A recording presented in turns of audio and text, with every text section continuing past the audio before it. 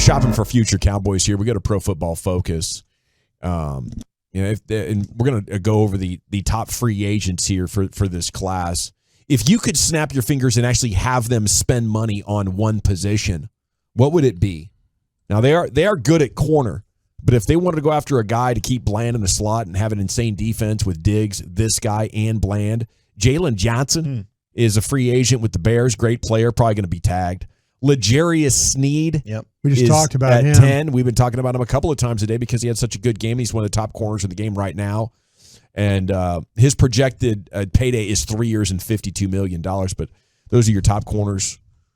What position would you guys want the Cowboys to spend 15, 20, maybe $25 million a year on? Zach, how many of these linebackers in the draft have you looked at? 4.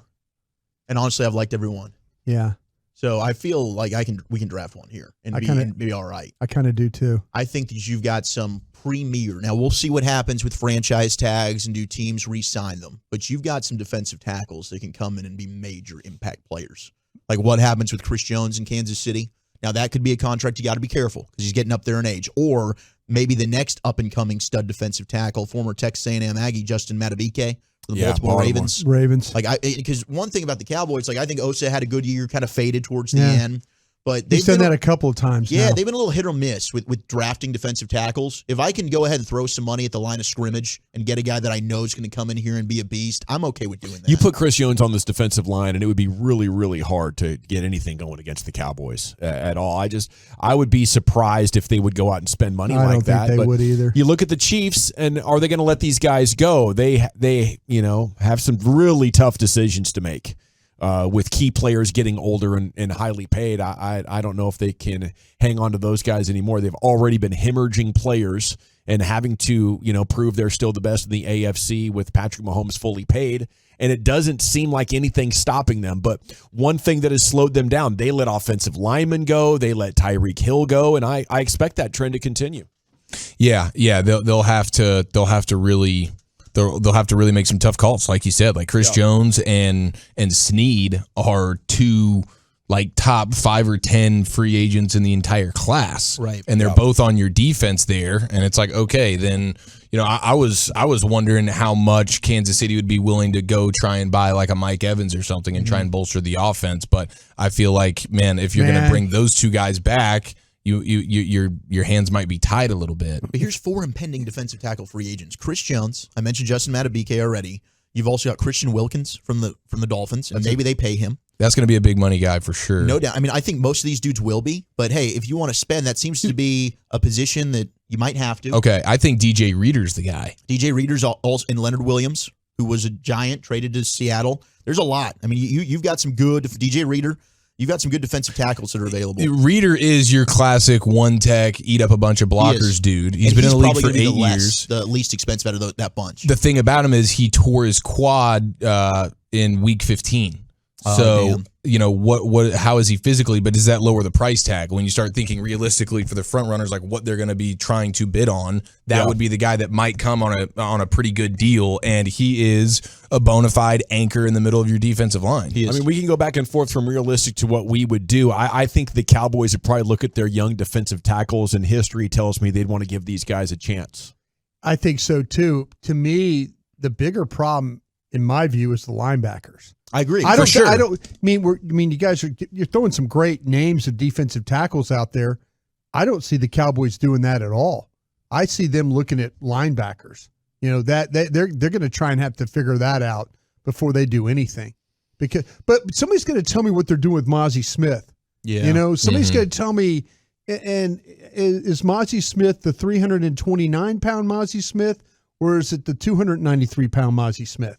Somebody's got to explain to me where we're going that direction. I think it's really important that if you want to play with him, you allow him to play like he played in college. Yeah. Because he's totally changed his body and gone away from his greatest strength, which is his size and raw power. Right. And now you're trying to make him into a different player than what he is naturally good at. I'll tell you what. Trade him. Dawson and Zach, I don't know. Have you watched Chris Jenkins from Michigan yet? You know what? I haven't watched him yet. Okay. Let me explain real quick. Please do. Chris Jenkins is a 3 technique, but when you watch him play, you understand what Michigan does. Right. You understand how Michigan plays their defensive linemen. because he doesn't play quick either. He's a 3 technique that kind of reads. So you're sitting there going, I've seen this before. You know, I've seen this before. You know, okay, why is he not moving quicker here? Why is he reading this guy this way? Why is he not getting off the ball? That's a 3 technique. That's not even a 1. That's not even what Mozzie That's not even a 1. And Harbaugh's stocking his team with guys that play like that. Sure. And it pays off for him in his system. You take somebody out of that system and ask them to be a quick twitch guy That now, is the problem. lose 30 pounds. That's weird. That is the problem right there, because you really do understand. After watching what Mozzie Smith went through and now watching Chris Jenkins, who people have in the top 20 on their board for defensive tackles, I've seen this before. I've seen a Michigan guy not play very quick. You know, that's it's a scheme. The Cowboys might not care, but you take another Michigan defensive lineman, and this is scouting the helmet, not the player. But with what's happened with Taco and now with Mozzie, Cowboy fans are going to be like, why the hell are we doing this again? Schoonmaker. You need a blue-collar draft. So I think the smart thing to do is just to shore that up with Hankins coming back if he wants to continue to play. Have Mozzie Smith in there, get some reps, and try to build something. But you need your resources to fix how you played linebacker and how you ran the ball. And I don't think you can fix it by bringing in a veteran running back or drafting a running back. I think you need to be more athletic and dynamic on your offensive line and in your backfield. So I'm trying to focus everything on those 2 things, like linebackers and running backs, or offensive linemen, a real blue-collar type of draft. I'm watching San Francisco kick everybody's ass with linebackers. Yep. Yeah. Give me those guys. Okay, well, in free agency, I mean, I think when you start being realistic about what they would do, maybe this would finally be the year that they go make a play, if Dan Quinn is still here, for Bobby Wagner.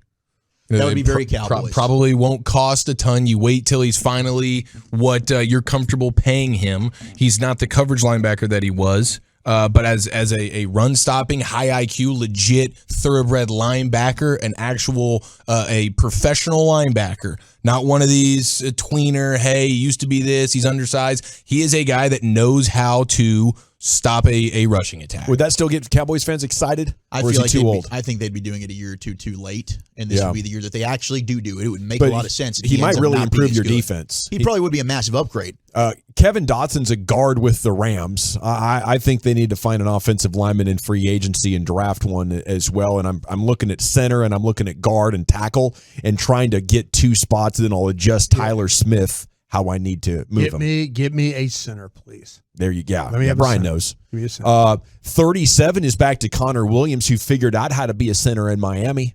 Yeah. I think the Cowboys would want. Didn't he just tear his ACL or something? He sure did. He'll come cheap, though, old Chuck. Off an injury, that makes him more likely to be a front runner than not. It's a weirdly good center draft, though, too. It is a very, Tyron Smith is the 13th best free agent on the Pro Football Focus list. What do you guys want to see the Cowboys do there?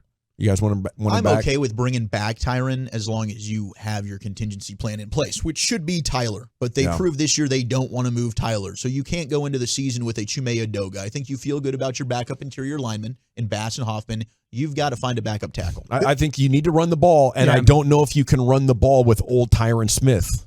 The more modern you get, the more changing direction and space that your offensive linemen need to be able to cover. If you want to commit to moving on, totally fine with that. Give me Travis Frederick at center. I'll run this football. You can do anything with the tackle spots. You know what? Just let me control the middle of these defense. You saw what Green Bay did. Green Bay controls the middle of the defense. What happens? They're cutting the ball back behind the center. Tyron Smith he's not perfect. He's not as mobile as he once was. But I know one thing, though. If I can control the middle of that defense, I feel like I can run the ball. That's just my 2 cents. Stephon Gilmore comes in at 33. It'd be interesting to see if the Cowboys want him back. He definitely had some good games. Other interesting names, Lloyd Cushenberry is the Broncos center coming in at 57, Brian. Good in the run game and doesn't get run over. It's a power bottom. Is that an LSU Tiger? Yes, it is. Sure is.